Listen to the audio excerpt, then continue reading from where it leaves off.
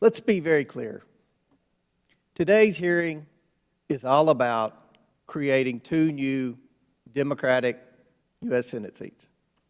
If you don't believe me, then listen to what our colleague across the aisle, Mr. Jamie Raskin, told the Washington Post, and I quote, "But there's a national political logic for it too, because the Senate has become the principal obstacle to social progress across a whole range of issues." H.R. 51, D.C. statehood, is actually Plan B of the Democrat political power grab. Plan A was to eliminate the filibuster in the Senate. But since it appears Joe Manchin isn't going to play these dirty Democratic games, now Speaker Pelosi is stepping in with an unconstitutional bill to make Washington, D.C. a city smaller than Columbus, Ohio, and a city that just happens to be 90% Democratic, the 51st state. D.C. statehood is a key part of the radical leftist agenda to reshape America, along with the Green New Deal, defunding the police, and packing the U.S. Supreme Court. Many problems exist with H.R. 51. The first is that it's flatly unconstitutional. But don't take my word for it. Take the word of civil rights champion Robert F. Kennedy, who said 60 years ago that granting D.C. statehood absent a constitutional amendment was inconceivable and would produce an absurdity. Take the word of all the Justice Departments from President Kennedy's to President Obama's. Take the word of John Dingell, a liberal titan, the longest-serving member of Congress who supported every single civil rights measure that passed before Congress for 40 years. Take the word of the late Senator Ted Kennedy, who dismissed what he called the statehood fallacy. Take the word of the former delegate from D.C., my colleague Eleanor Holmes Knowlton's predecessor, who had opposed statehood and recognized the constitutional problem. Take the word of the Democratic-controlled Congress in 1960, which explicitly rejected statehood and instead passed the 23rd Amendment, which gave D.C. 3 votes in the Electoral College. Democrats even acknowledged the unconstitutionality of the bill by inserting language trying to fix it. Of course, this language is meaningless because the only way to fix it is by a constitutional amendment. The second problem is that this bill goes flatly against what the Founding Fathers wanted for our capital city. The Founding Fathers were smart. They knew D.C. would grow as large as it is today. They envisioned it to be the size of Paris, which at the time is roughly equivalent to the size of D.C. today.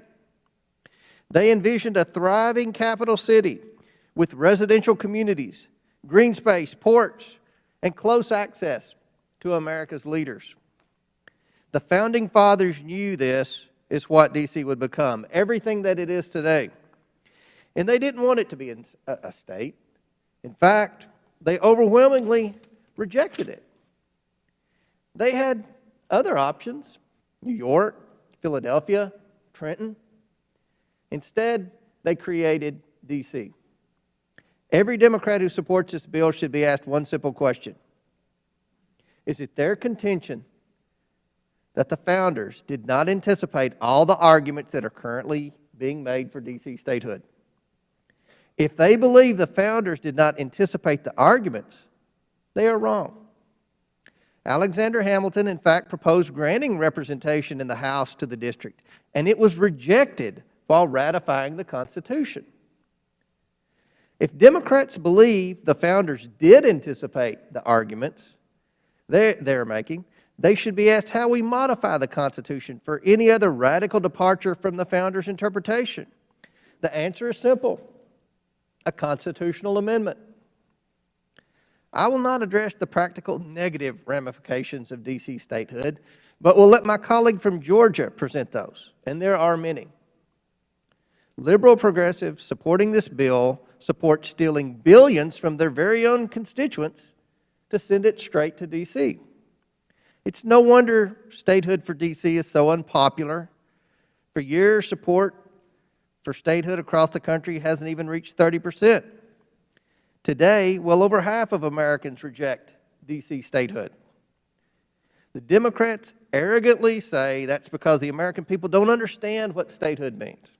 But my constituents in Kentucky's 1st Congressional District know exactly what it means. Consolidating Speaker Pelosi's power in Washington to enact radical policies that have consistently been rejected by the American people.